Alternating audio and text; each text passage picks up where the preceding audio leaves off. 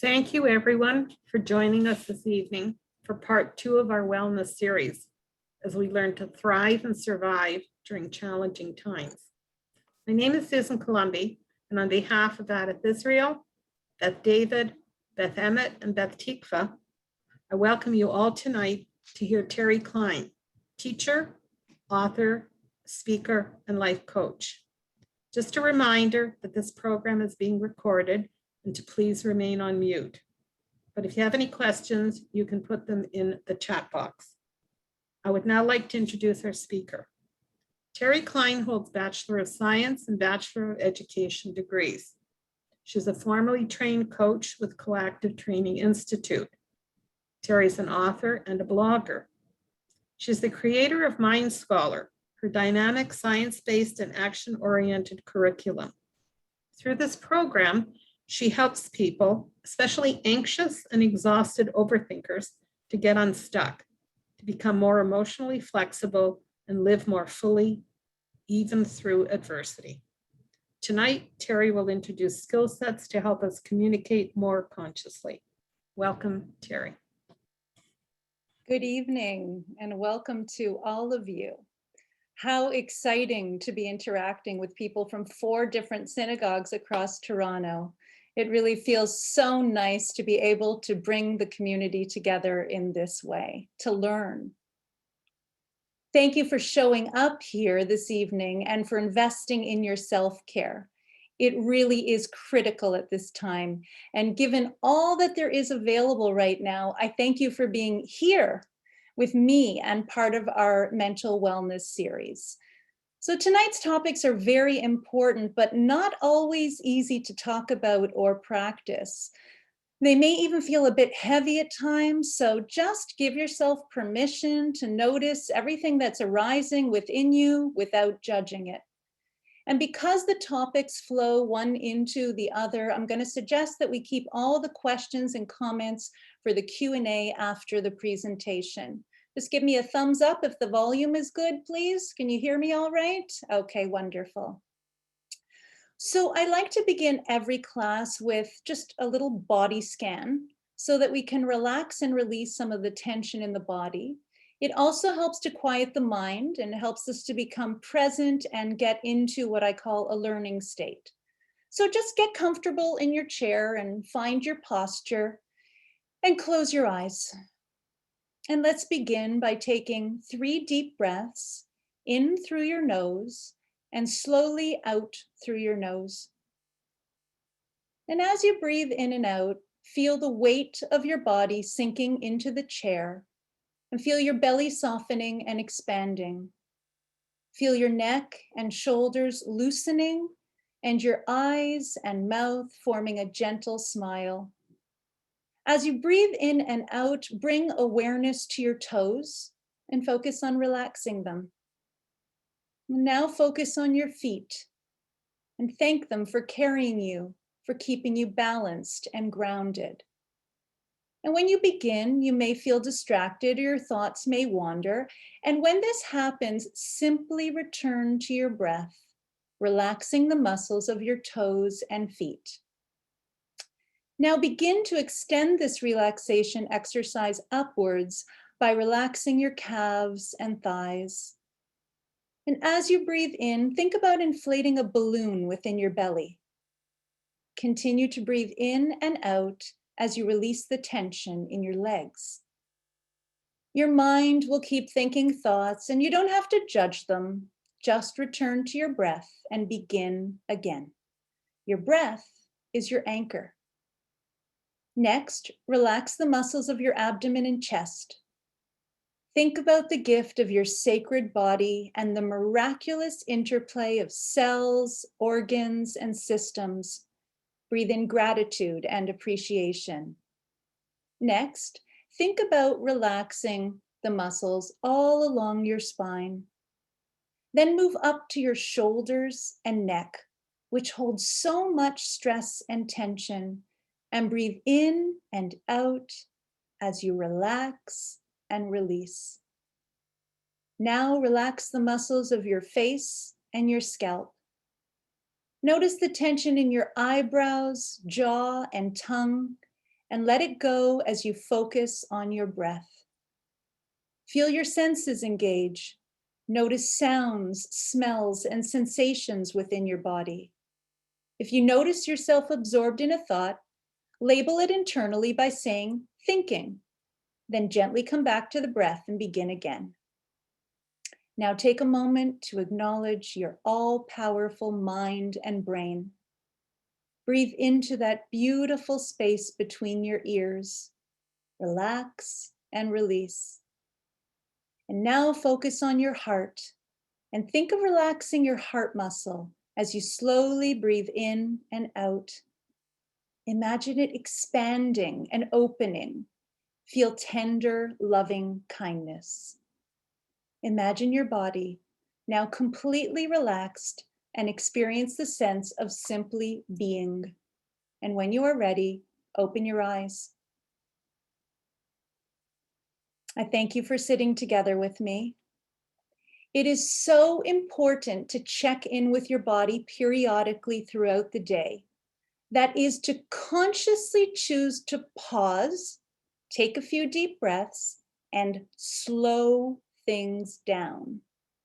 I call it the sacred art of pausing, and always remind people of the power of the pause. It's a very powerful and important self-care practice, but especially these days. Also, finding 5 or even 10 minutes for a daily meditation is a very wise investment to quiet the mind and relax the body. There are so many apps to choose from, and the benefits are endless. Okay, so let's begin. Bruce Lee wrote, "We don't rise to meet our expectations, we fall to our level of training." I agree wholeheartedly. When times are tough, we seek out our best practices and trainings, so we must continue to build our emotional toolkits and fill them with the most helpful and skillful trainings. So for a few years now, I've been studying what I call conscious communication. And what that means is simply learning how to communicate more intentionally and with greater awareness. I also have an interest in relational mindfulness, which is really just learning how to speak and listen more mindfully and relate to others in a more attentive way.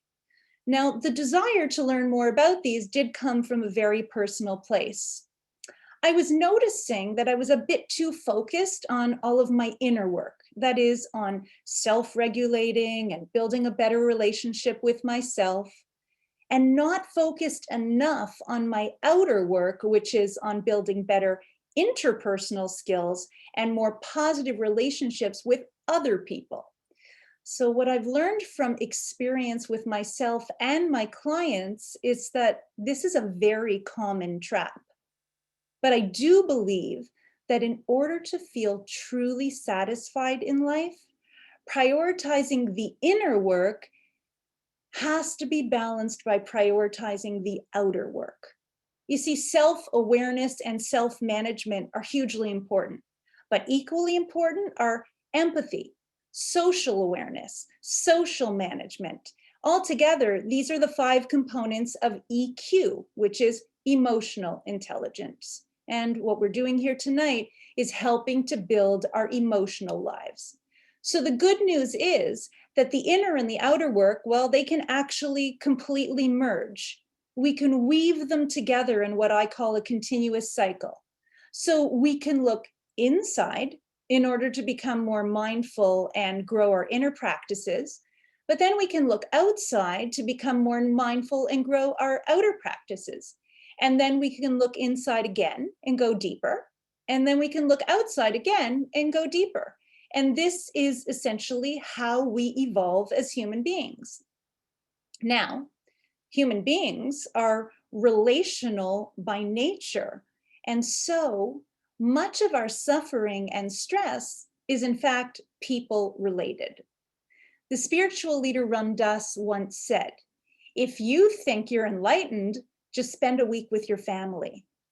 Now, given that many of us have now spent more than a year at home with our family, I think we can get a sense of the importance of this inner and outer balance. And this too is especially important as society reopens and we are now finding ourselves once again face to face with others. Although much of our suffering is people related, many of us have not been properly trained in how to navigate our way through interpersonal difficulties. You see, our parents didn't necessarily have the skill set to teach us things like emotional flexibility, mindfulness, or self-compassion, so we certainly can't blame them. Our schools seldom prioritized our emotional lives because that's the educational system. Our workplaces rarely intervened, and so the consequences of this lack of training are very apparent in how we communicate with each other. Oftentimes, especially when we're feeling triggered and reactive, we cannot communicate effectively. We either yell, shut down, avoid, become rude. We have not learned how to properly deal with conflict and disagreement, how to have difficult conversations, or even how to apologize. So consequently, when we listen, we have a hard time not interjecting and adding our own thoughts and opinions. And although we have two ears and one mouth, we tend to actually talk far more than we listen. I love this quote from Winnie the Pooh. If the person you're talking to doesn't appear to be listening, be patient. It may simply be that he has a small piece of fluff in his ear. Clearly, many of us have some degree of fluff in our ears, and we can benefit from learning the skills for deeper listening. Now, although things are improving, and society is beginning to reopen, this pandemic has been long and hard, and many of us are still feeling more stressed and anxious than usual, which makes us more argumentative and reactive, which makes us more critical, judgmental, and even hostile. And in those moments, less kind and less compassionate. The problem is clear. The greater the overall tension, the greater the distance, miscommunication, and feelings of disconnect between people. And unfortunately, according to the research, interpersonal relationships have been hard hit during this pandemic. Please offer me a little visual cue or just a nod to let me know if any of this resonates with you. Okay, good. We're all human beings going through a very similar shared experience. So tonight you're going to learn how to communicate more consciously and safely. You're going to learn about a deeper kind of listening. You're going to learn the meaning of a sincere apology and how to offer it. And you're going to learn some truths about forgiveness that you may have not heard before. Okay? Communication, the word itself, communication, has been defined as a process of interaction or exchange, creating understanding. I'm not sure if everyone really understands that that is in fact inherent in the definition itself. We are communicating. The underlying intention of good communication is to help us to better understand each other. So let's just begin with some basic principles of good communication so you can appreciate the difference between good and not so good communication. So when you have to communicate something critical to someone, it's so important to criticize the behavior and not the person. But unfortunately, our tendency is to move from criticizing behavior right into belittling character. So we have to understand that difference. And if your intention is to be heard while communicating something difficult to someone, the research says opt for brevity, say it shorter, keep it simple. Our tendency is to overtalk, and overtalking on your part leads to under listening from the other person. They say that the higher the word count on an emotionally loaded subject, the faster the other person shuts down and or becomes defensive. It's also so important while communicating to reflect and mirror back what someone has just said to you before responding to it, and to use words like I rather than you that point a finger, blame, and accuse. Another important feature of good communication is this: seek first to understand and then to be understood. Get curious rather than judgmental. Now, good communicators are considered good communicators because they allow people to feel seen, heard, understood, and feel emotionally safe. How, you wonder?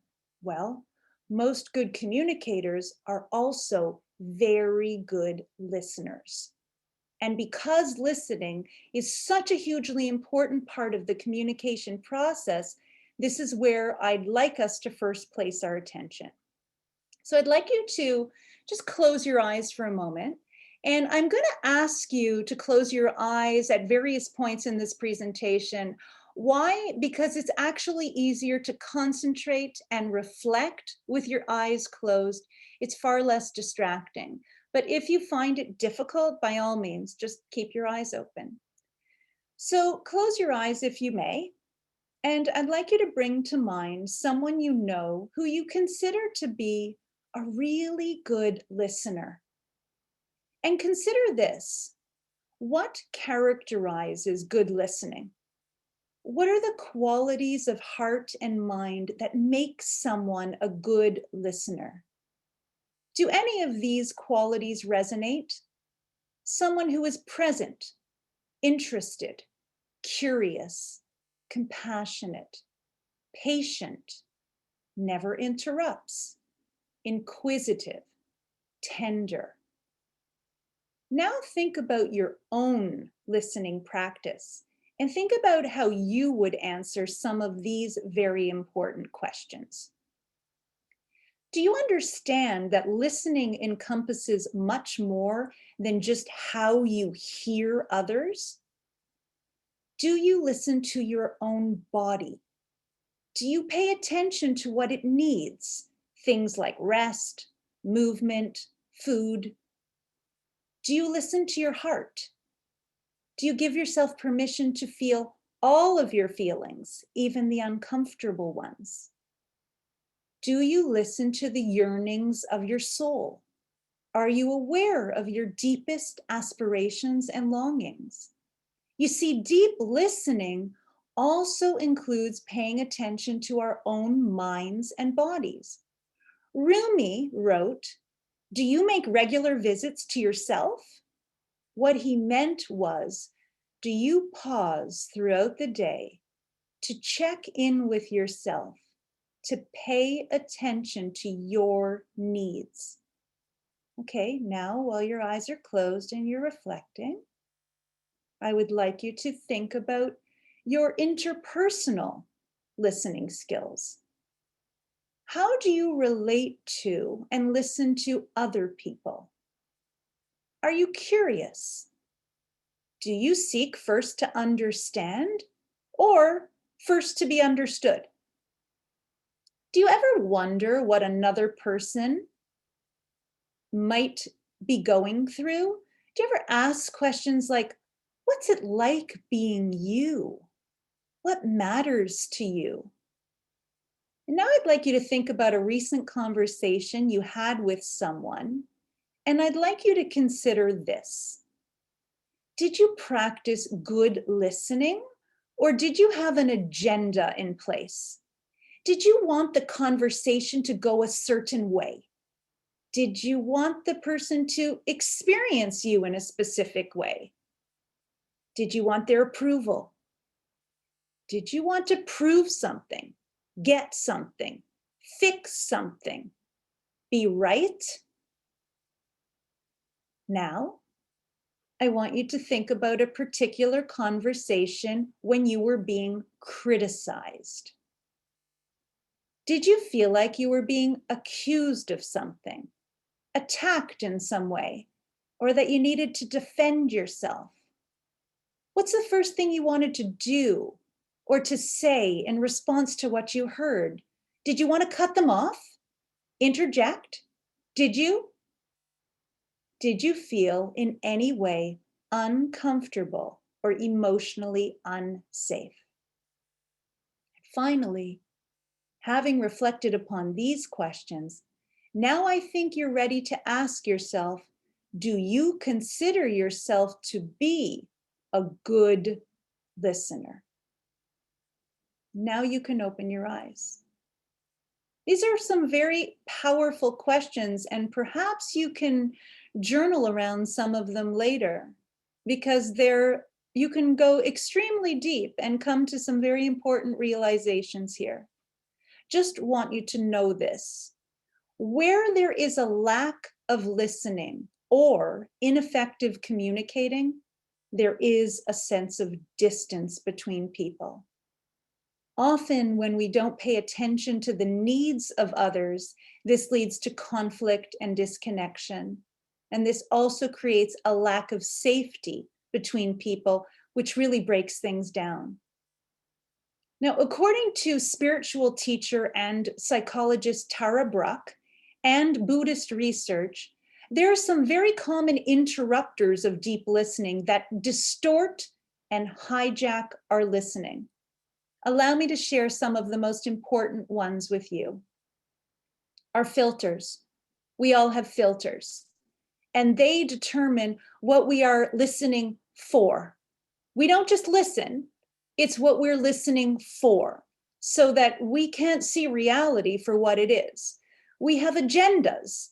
We have certain things that we want, certain things that we dislike, certain things that we fear. And wanting things to be a certain way narrows the aperture of our attention so that we're much less receptive. And it also tightens us physically.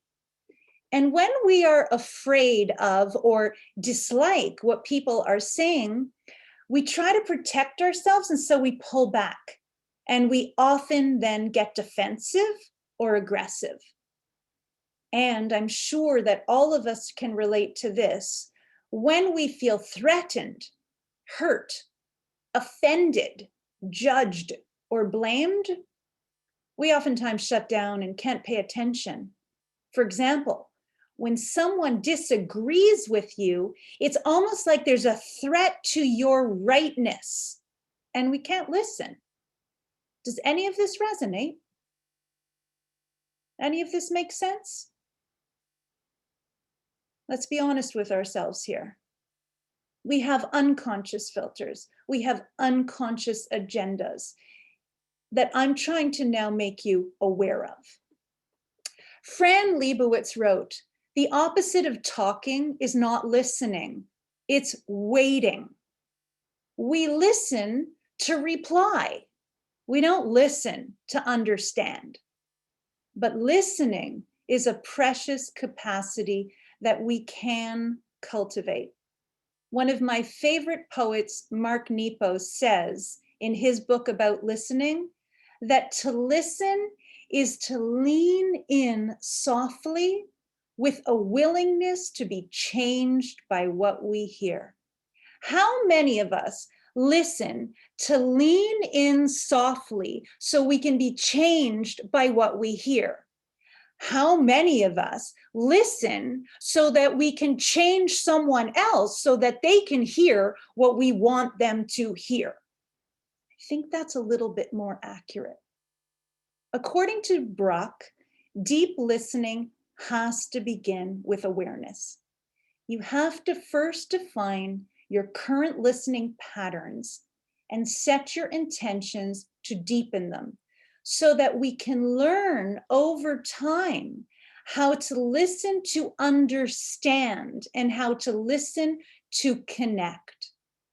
As soon as conversations begin, what you have to do is listen within yourself so that you can see what is showing up for you it's the agendas? Or is it the criticism? Or is it the urge to fix because, of course, you're always right? Or is it the fears or the wants? But you need to notice what's arising. And that's the mindfulness piece. That's where we say mindful relating. Your job is to listen to what matters to other people. So it's important to be able to direct and ask honest questions like, what is it that you'd like me to know or understand? Or what can I do that would help you right now? You see, it's a real human need to be listened to. And it's a part of a greater human need to feel seen, heard, and understood. And many of us are accustomed to a particular kind of listening, which has been referred to as predatory listening for a reason. Predatory. And what this means is we're listening with a narrow, hypercritical focus. We want to find fault. We want to confront. We want to catch you. We want to call you out. This is a kind of predatory listening, waiting for something to be offended by, to jump on, to prove someone wrong, to preach a specific view. There is this deep, deep yearning amongst a lot of us to be right. Now, the problem with this is the needs of the listener to be right, to prove something, overshadow the relational values like the understanding, like connecting, like being able to heal one another. How do we help each other heal? How do we serve another? By connecting with them and understanding them, by dancing with them where they are, by shifting out of the offensive, predatory listening into a more curious listening that I'm going to define for you now, that is called non-defensive listening. So this is going to be a little different for you, but different can be good. So if you again can close your eyes for a moment, I just want you to imagine, just imagine having a conversation with someone who disagrees with you. And instead of getting angry, getting curious about their perspective. Imagine how that would even look in the political realm. Or imagine hearing someone expressing their hurt and pointing their finger at you as the culprit, the cause of their hurt, and not having to defend yourself. Imagine rather being able to listen and actually hear everything that is being said about you. Well, this is what we call non-defensive. And that's what it is in a nutshell. And I'm sure that feels difficult to visualize, and you can open your eyes now, but I'm going to explain it in a deeper way. But it's so important for so many reasons. Why? Why can't we just listen the way we've been listening? Well, because this kind of non-defensive listening that I would like you to build, this skill, number one, helps people to feel psychologically safe so they can freely express themselves. It allows for perspective taking so that we can better try to understand each other's perspective or position. It allows you to engage with someone where they are rather than trying to change them towards your truth.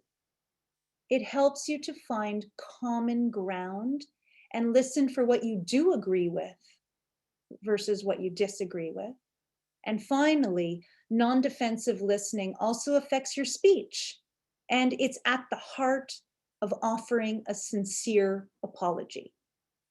Now, I get that this kind of listening is difficult because, sure, I too have been there. It's incredibly difficult to listen to someone's pain when that someone is accusing us of causing it. We automatically listen for and react to what is unfair and what is incorrect. But to listen with an open heart, to listen and to ask curious questions to better help us understand the other person, well, this is in fact a spiritual practice in the truest sense of the word. So, what I'd like you to do again, if possible, is close your eyes.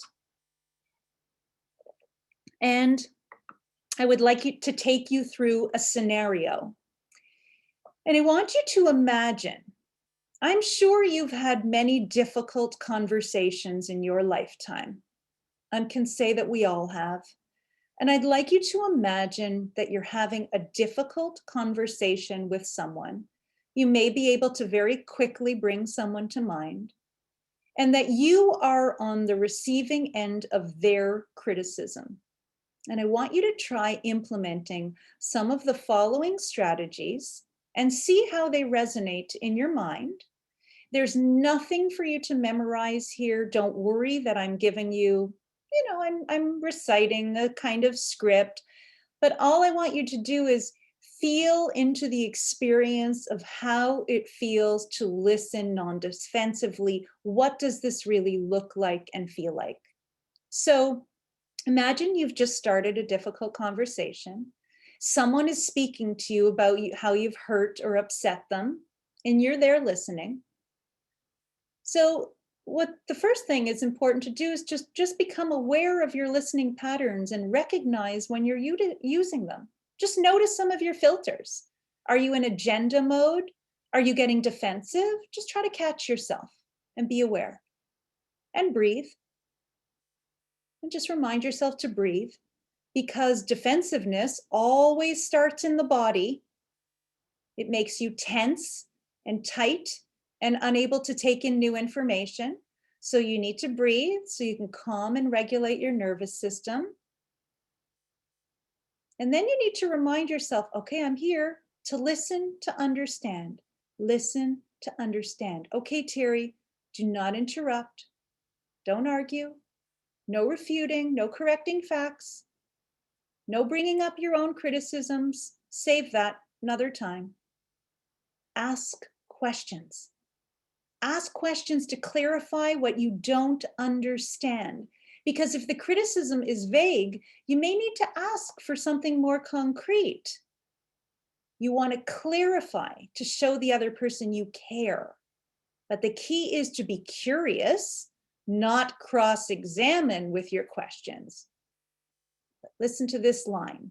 You want to ensure that message sent equals message received. You want to make sure that the message they have sent is the message that you're receiving.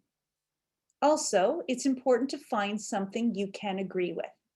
You may only agree with 3% of what the other person is saying, but just seek to find common ground. Then, if appropriate, apologize for your part. And this just shows that you're able to take responsibility. And it helps to shift the exchange from combat to collaboration. Then you want to let the offended person know that he or she has been heard and that you're going to keep thinking about this conversation. You can say something like, it's not easy to hear what you're telling me, but I want you to know that I'm going to give it a lot of thought. And then you can thank that person for sharing. And you can also take the initiative to bring the conversation up in the future, saying something like this. I've been thinking about our conversation last week, and I'm so glad we had that talk. I'm wondering if there's more you haven't told me. But you need to remember these few things. Always draw the line at insults. There have to be boundaries in place, and if they're crossed, you need to set up a possibility for another conversation by saying, I really want to hear this, but I need you to approach me with respect, and that's not happening right now. You also need to remember that you don't listen when you can't listen well. So, if you can't listen and you're not absorbing, you need to let the person know that. And finally, remember that apologizing for your part in something doesn't mean that you passively accept criticism or that something that you believe is wrong or unjust. Once you've apologized for your part, later when you're telling your story at another time, you let the other person know where you see things differently. The point is, we just need to save that point of view for a future conversation. So, just to reinforce what I have said, the important thing is not for you to remember all of this. I really just want you to get the gist of how it is, instead of feeling accused or hijacking a difficult conversation, the importance of seeking to understand what the other person is feeling and why. So you take responsibility for your part and help the other person to feel seen and heard. But what's invaluable here is that this builds trust, safety, and the desire to connect. Imagine your spouse, your child, your colleagues feeling safe, feeling trusting, and feeling the desire to connect with you. How much nicer those communications would be if you show them that you can listen to them no matter what. So we all know that it takes tremendous effort to sit on the hot seat and only listen. But again, that's when you really, really have to listen deeply and communicate effectively. So as an aside, I've said a lot here, and there's a lot to digest, but it is important to move and always stretch the body when you're sitting for too long. So if you ever feel the need to just get up and move for a moment, while I'm talking, please do. It's always good for the mind and brain. So my intention is to offer the content tonight in a sequence that will best serve you. So first, it's important to be able to listen non-defensively so you can hear someone's upset and you can learn how to dial down your defensiveness. But the next step is to be able to apologize for having said or done something that felt wrong to another person. So now we're going to segue into deeper apologizing. So again, this may be a difficult topic, and it's all right. Just allow whatever is coming up, embrace what you like, let go of the rest. But these are important things that will lead us into forgiveness. To apologize means to accept responsibility for an offense or grievance and to express remorse in a direct or personal way and promise not to do it again. So for an apology to be genuine, you need to not repeat the wrongdoing, and the conversations need to continue to build a level of trust. Sorry won't cut it if it's insincere, but genuine apologies can open the door to forgiveness, and they can open the door to healing. Now, the truth is we are all apology challenged with certain people and in some situations. But the skill we want to build is how to craft a deeply meaningful apology. But to do that, we first have to understand the 5 ways that ruin an apology. When you add this little word "but" onto an apology, for example, "I'm so sorry I yelled at you, but you made me so angry," even if that statement is true, that made you so angry, just undoes the whole apology. "I'm sorry you feel that way." Again, another pseudo apology. A true apology keeps the focus on your behavior only. And almost any apology that begins with "I'm sorry if," again, another tiny add-on word that turns your "I'm sorry" into "I'm not really sorry at all." "I'm sorry, but," "I'm sorry if," they don't cut it. And this is so, so important to understand.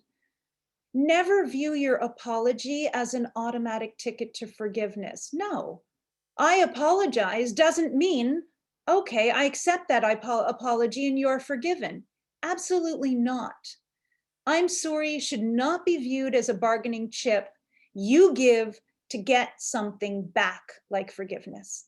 We have to give people the emotional space and time to sit with the anger and the pain and the apology and to arrive or not arrive at a place of genuine forgiveness. And finally, never apologize to someone who doesn't want to hear another word from you, because that's called an intrusive apology. So I'll just give you a couple of examples of a sincere apology. I'm sorry, I corrected your story at the party. I get it, and I won't do it again.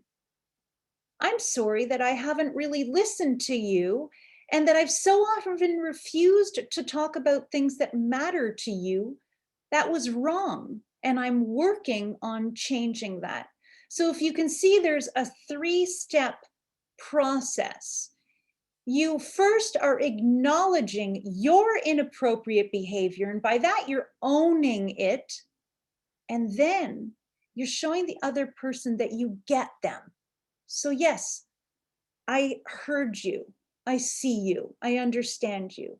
And finally, you are to ensure that you will not repeat the wrongdoing. Now, the best way to teach your children or grandchildren or anyone how to apologize is to model the behavior by offering a heartfelt apology yourself. I say, if you don't apologize to your child, why should your child apologize to you?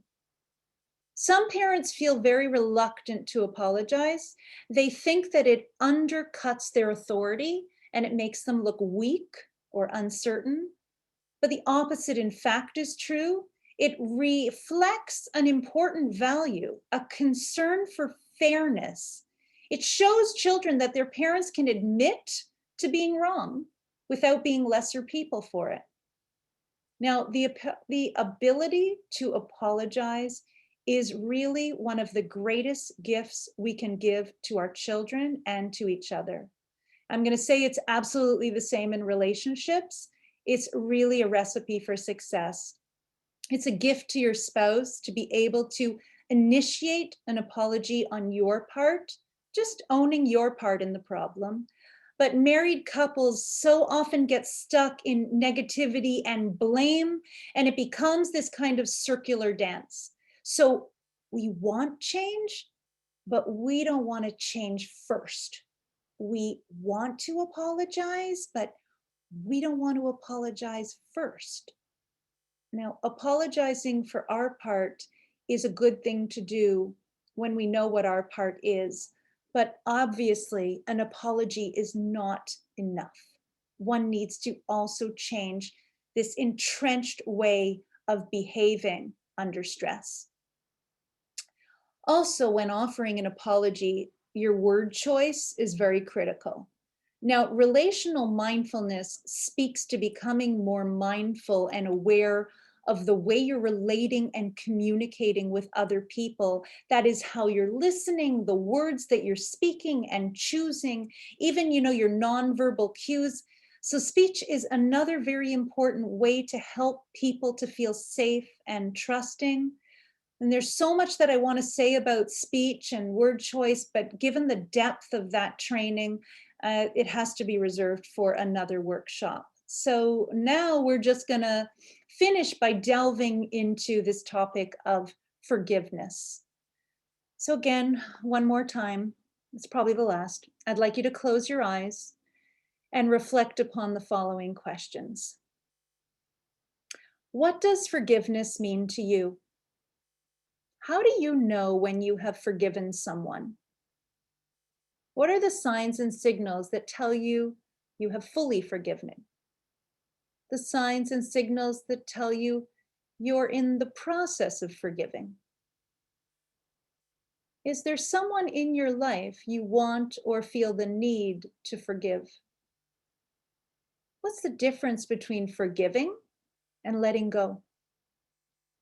Finally, think of for a moment, about the concept of self-forgiveness and ask yourself, Do you give yourself permission to forgive yourself when necessary? Some people say that self-forgiveness is the hardest kind of forgiveness. Now open your eyes, and again, I'm hoping that you'll be able to journal around some of these questions later. I just want to share some commonly held ideas from forgiveness experts and religious leaders about what forgiveness really is. Well, some say the act of forgiveness is actually the greatest virtue. It's the highest form of love, and it's necessary for good mental and physical health. They say that only forgiveness can free the injured party from holding on to their anger and hatred.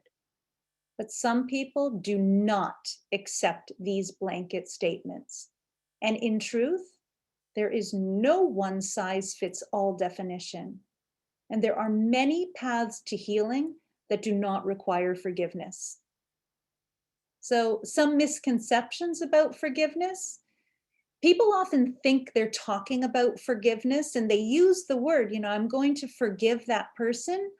But what they're really talking about is ridding themselves of the burden of anger or bitterness or resentment. I want to forgive often translates into, I want to get past this. I want to find some peace of mind. Words or phrases like resolution, detachment, moving on, letting go. These may in fact better describe what people are looking to do. So from a Buddhist perspective, the essence of forgiveness is in fact letting go. And letting go doesn't mean forgetting or forgiving the other person's bad behavior. It just means protecting ourselves from the toxic effects of staying stuck in grudges or resentment. Chronic anger and bitterness sap us of our energy and creativity. And if we're stuck in the past, we can't inhabit the present or move forward into a future. But the key is whether we have experienced a small hurt or a big betrayal, we do not need to forgive the actions of an unapologetic offender to find peace of mind. But we do need over time to melt the emotional charge. We need to accept the reality that sometimes the wrongdoer is unreachable, unrepentant, or perhaps even no longer alive. And we have a choice as to whether we continue to carry the wrongdoing on our shoulders or not. Some people even believe in radical forgiveness, which means they'll forgive anything and they will even send those people blessings. Most of us can't even deal with regular forgiveness, let alone radical forgiveness. But the key is you can reach a place of love and compassion for a wrongdoer without forgiving a particular action or inaction. And you are not a less loving or whole person if there are certain things that you do not forgive and certain people who you choose not to see. Many people believe that forgiveness is something that needs to be earned. Know this, forgiveness is never all or nothing. The truth is you can forgive someone 95% and you can forgive someone 5% or anywhere in between. I remember reading about a couple in this book I was reading about a husband who had an affair, and they were in therapy together, and the husband asked his wife, "Do you forgive me?" And this was after, a long, long time, lots of therapy. And she said, "Yeah, I forgive you 90%. She claimed her 10%. And that was enough for the marriage to move forward. But we wonder, how is it that she was able to let that go?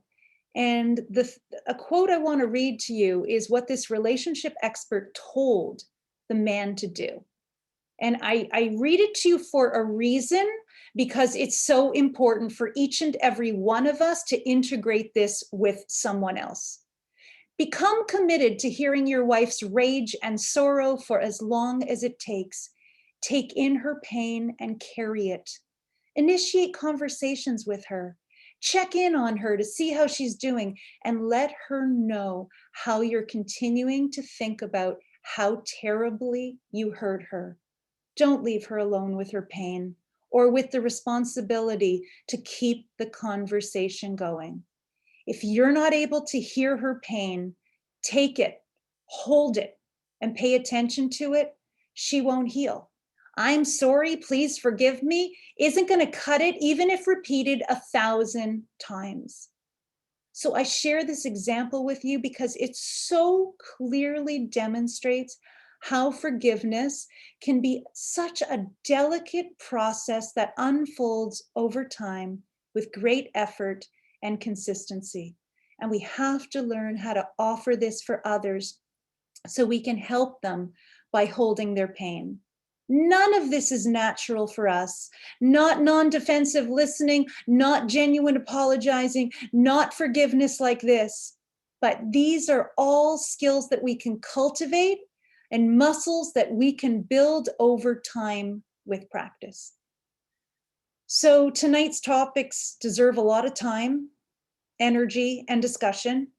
And having done this workshop a few times now, the most common feedback is that it's both ear and eye opening. Yes, pun intended. There is a great deal to process here, but you have a lifetime to do so. So you get to sit with these topics if they speak to you and let them marinate. And hopefully with time, they'll guide you towards greater clarity, and you'll have a sense of things you want to prioritize or change moving forward. But the place to begin is simply to become more intentional, more aware of how to listen non-defensively, how to speak with intention and taste the words before you spew them, how to pause, breathe, and own your own part in every conflict, how to offer a genuine apology and forgive in a way that feels best for you. So now that I'm done tonight's presentation, and before I close with a poem that I've written and our Q&A, I want to take a minute or two just to speak to you briefly about some of my offerings. So I offer one-night presentations, just introductory workshops like these for schools and community centers and organizations, and the topics vary. I also offer more intensive weekly series, like 4 or 6 week workshops. I offer family and private workshops, and I also offer one-on-one phone coaching. And I'd be happy to share more details with you. And I'd also be happy to share my monthly blog and notifications of my upcoming workshops. So please, if you're interested in any of these and you're not yet on my mailing list, please go to the chat box and add your name and your email now. And I would be happy to add you to my email list. And what I blog around and teach and coach around is far greater than this particular topic.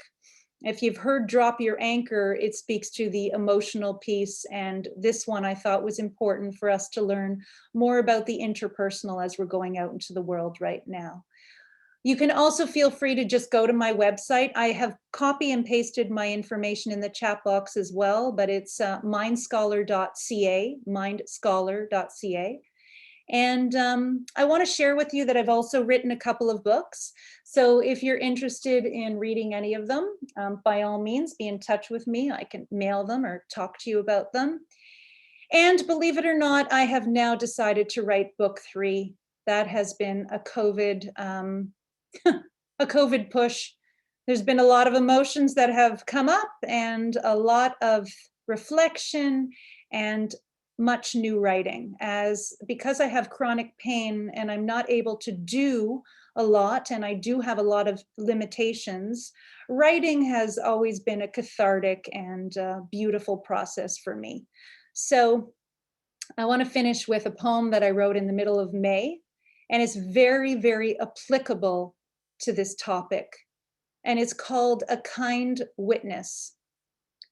A broken appliance needs fixing, as does a broken toy. A leaky faucet poses a problem that needs solving. A body part that doesn't function well is in need of repair. A human being who feels broken is in need of healing. We may need therapy and coaching, medication and meditation, guidance and mentorship, new training and resources. But what we want most is to be felt, seen, heard, and understood, to be held where we are in our moment of suffering. We don't need someone to save us, to fix us, solve us, to repair our brokenness. We want someone to feel with us, to walk beside us. We secretly crave a kind witness. But in a world full of doers, they are few and far between. Observing is slow and time-consuming. Solving is faster and far easier. Control is empowering. Who really wants to sit with discomfort? Who wants to hear your sadness, feel your grief, be with your anger? Who even has the time? People would rather judge than be curious, advise than listen, defend than soothe, comment than accept. But all we want is a simple script.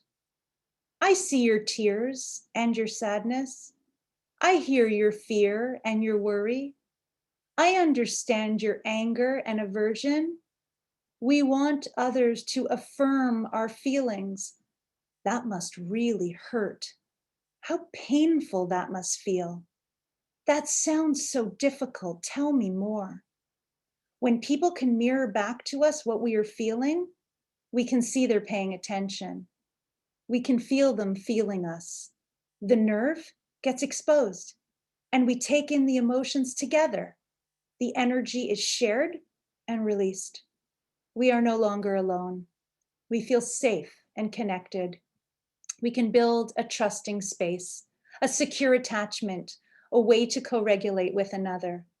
We can belong. I hear your sorrow and I love you.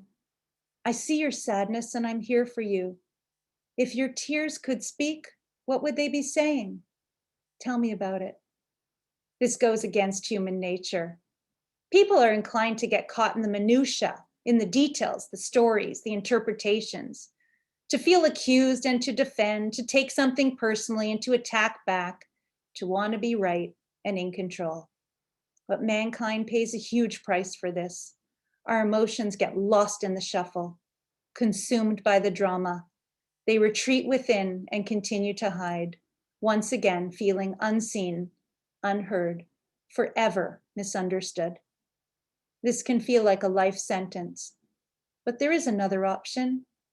People can unlearn and relearn how to stop doing and start being, how to witness rather than throw a life preserver, to focus less on the content and on what is being said and more on the feelings that are being shared, offering one another room for unbridled self-expression, never abusive, but with boundaries in place. Sometimes we just need to empty our vessels with another person.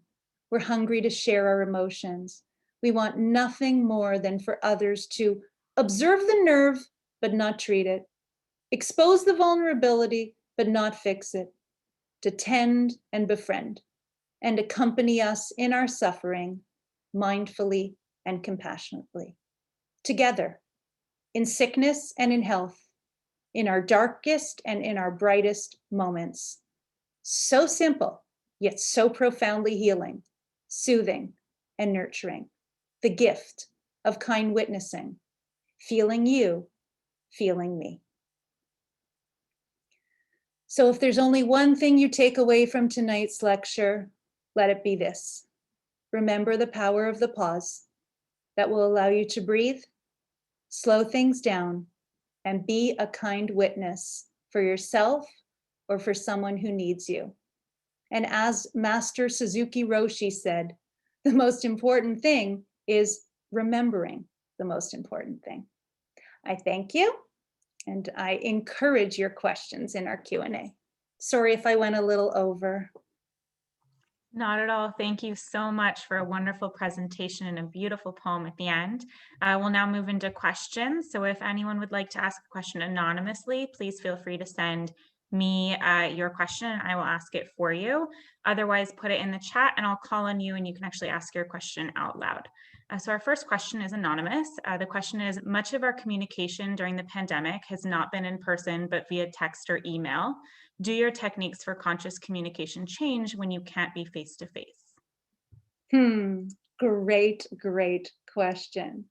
I mean, the truth of the matter is, you're still speaking through a text, and the other person on the other end is still listening and then sending something back. So, whatever we are communicating through, whatever platform we are using, there is still speaking and listening. And we still have to slow down and pay attention. Sure, there's more chance for miscommunication when we are not face to face, but God willing, now that we are all slowly getting our second vaccines, we will be able to get out into the world and practice. Listen, it's all about practice, but it's all about becoming more intentional, slowing down, and any way of communicating. I mean, sure, I'd much prefer to receive an apology in person than an apology in a text.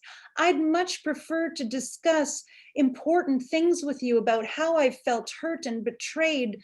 I would much prefer to choose to have that conversation over a face to face, but even a phone call versus text, here's where we get to use our, understanding of life and the tools that we have to see what is possible and where and how we can communicate more intentionally. Did that help in some way? I hope. Thank you. We have a couple questions from Murray. So Murray, if you'd like to unmute and go ahead and ask, please do that now.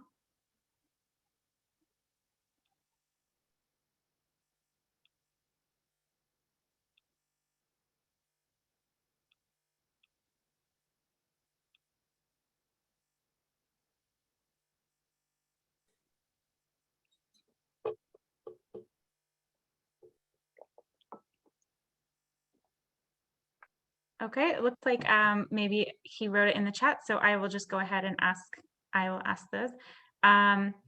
So he asked, if the perpetrator of an offense tries to become the victim and demand an apology from you, should you apologize or rather make them account for their misbehavior? A really great question, and a really personal question. I don't like the word should. And, this is a spiritual practice. Again, there are many paths to healing. So honestly, you have to take that into your hands to decide what part you are accountable for. Victim, perpetrator, people can manipulate, change things around. There's your story, their story, there's, how it's interpreted. And honestly, for you, the point is you want to release the emotional charge. You want to open your heart and find compassion. Whatever is the best way for you to do that, you have to figure that out. Great. There's another question that discusses the having faith and spirituality in God and how that might sync with your advice and guidance.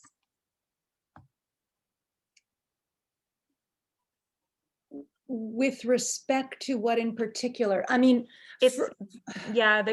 question addresses daily guidance and inner calm that comes from a faith in God, and which enables you to not internalize negative, harmful. Okay.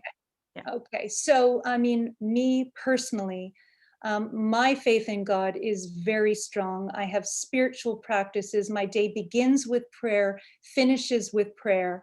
And for me, faith it's like this life, this journey is a co-creation. And this whole, the ability to forgive, the ability to apologize, the ability to find self-compassion, be my kind witness, There are times when I can't actually find compassion for myself.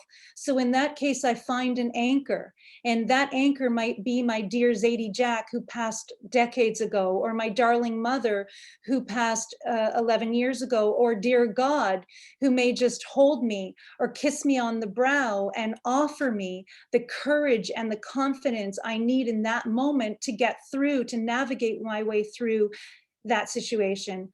Faith is everything, not everything. It's huge, but I've also wrestled with my faith because I've had intense challenges that I have dealt with over my lifetime. So faith doesn't mean that we don't wrestle with God. It also means that we converse and we appeal and we praise. And it's such an unbelievably complicated and complex spiritual practice, and it's a very personal one. And sometimes I have to unburden something that feels too heavy and hand it over to God and say, please hold this for me, or help me to forgive, or, so for me, huge. Thank you. So, a question about forgiving yourself. You had mentioned that can be the hardest thing. Do you have strategies around speaking and communicating with yourself in order to apologize and forgive almost on a one-sided communication? So self-talk is probably my number one tool. I use it when I wake up, as soon as I've said my Modéani, and, I try to start with that priming of the brain with positive, good morning, darling.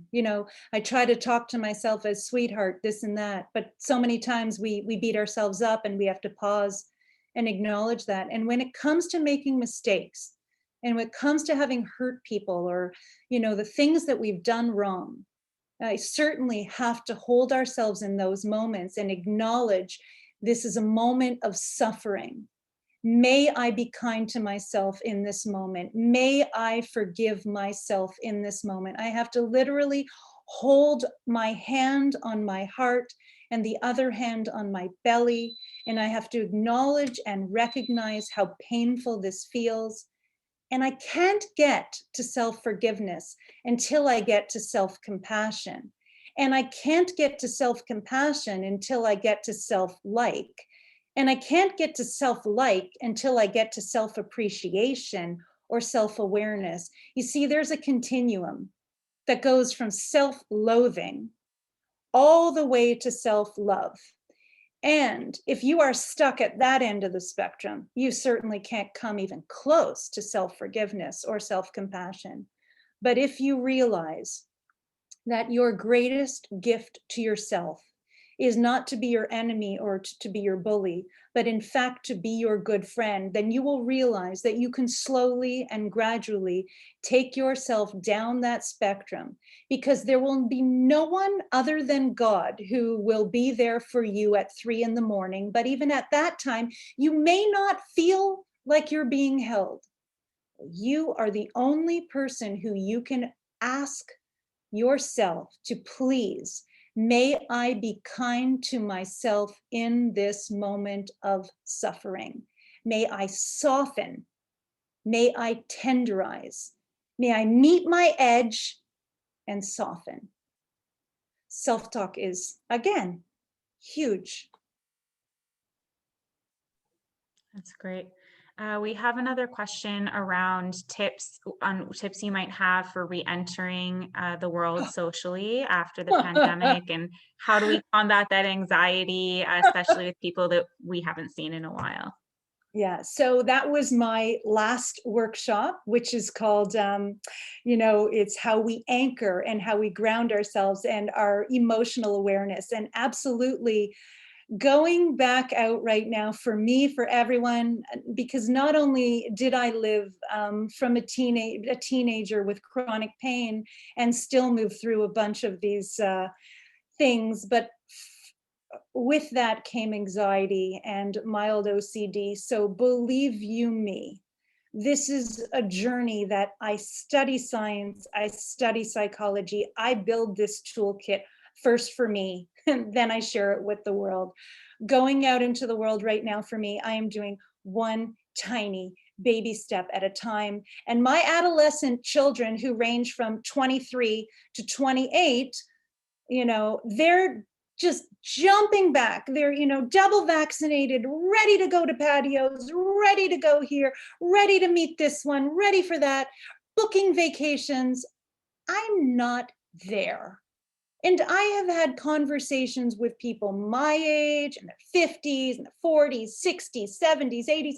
We're not ready quite so quickly to go out there, but yet we know that we have to. We know that we need to. We know that we will. And we know that it's a gradual process. And we also know that we have a toolkit. And we need to prepare ourselves with that toolkit. And when we go out there and we are starting to feel panicky, the first thing we need to do is go into the body and get grounded, as I taught in Drop Your Anchor. We need to ground ourselves with a script by feeling our feet on the ground, wiggling our fingers, seeing, hearing, telling ourselves we're safe and okay. So we have grounding things, we have self-talk. We have to understand, okay, where am I? Is my body, is my nervous system a problem, or am I just disturbed and irritated, or am I really, really scared? And depending on the emotions that we're feeling, we tap into specific tools from those that are as, strong as doing all the grounding and, anchoring processes, all the way up to, the all of these other tools like the self-talk where we just go into the mind. The breath is everything. Again, the moment you take 3 deep breaths, you are literally calming your nervous system. I have a client I'm working with right now who's over the top, and we've worked on a simple, really, really tiny 3-step process. The first thing she has to do is pause. The second thing is a box breath. By that, I mean, just imagine a box and the 4 sides. The first side is breathe in for 4 seconds. The next side is hold it for 4. Third side, breathe out for 4. Fourth side, hold it for 4. Then feel your feet anchored. Imagine you're a tree and your feet are grounded and anchored like the roots of a tree. Hold your heart and say, everything is going to be okay. 4-step process. That's one universal. It gives you the mindfulness. It gives you the compassion. And when you hold yourself, you're literally nurturing yourself, telling yourself, I can do this. Everything's going to be okay. And if none of this works, you get a therapist, you entertain the fact that you may want to go on a medication. But the point is, we're all going to get back. We're all going to go back, but hopefully we're going to remember the lessons. We're not going to go back too quickly. We're not going to change everything back to the way it used to be. And we're going to get through this. And you may want some coaching, because this is something that I do and love, and I'm passionate about helping people in this capacity. Great. I love that resource. Thank you.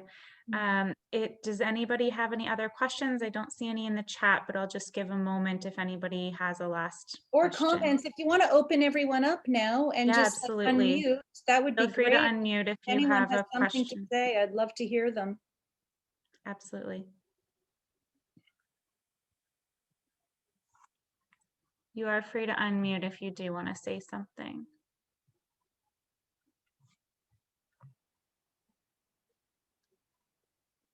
Can you unmute everyone, or that's, oh, okay. Oh, you want me to actually physically? Sure. Sure. Everybody is able to unmute right now. Okay. I actually can't physically unmute It's all everybody. good. They have to do it It's all themselves. good. But if nobody has anything, Susan, if you'd like to offer some closing remarks. Thank you. So on behalf of Out of Israel, Beth David, Beth Emmett, and Beth Tikva, and all our guests that are attending this evening, I want to thank Terry for an insightful and informative presentation. We can all certainly identify and learn from what Terry has shared with us tonight. We continue to be faced with challenging times and challenges in relationships, and you've given us tools to assist in helping manage our relationships through conscious communication. So once again, thank you, Terry, for this wonderful evening. I'd like to refer you all to the chat box again for information on how you can contact Terry directly. So all of her information is in there. I also would like to remind everyone that our next program in this series, featuring Rabbi Jordan Bendat Appel, who is the director of Camp Ramah Canada, will take place in the fall. And we ask that you consult your synagogue website for the date and to register. Thank you to everyone here for joining us this evening. Stay safe, and we look forward to seeing you at our next program. Good night. Thank you. If anyone wants anything else to say, I'm happy to stay here, and I'm going to have a look at the chat box for a moment, if that's okay. Just going to get my notes.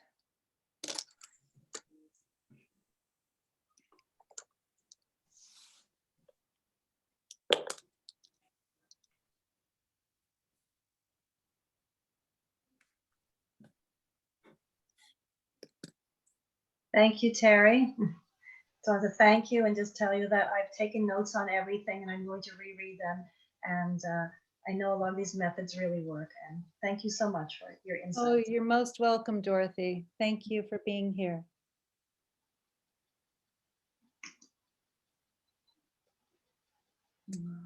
Just going to grab my phone so I'll be right back in 1 second. Feel free to put your email in if you'd like to receive communications from Terry. She's going to pick them up from the chat. Yeah, I'm just going to take a quick photo of the chat so I can get that.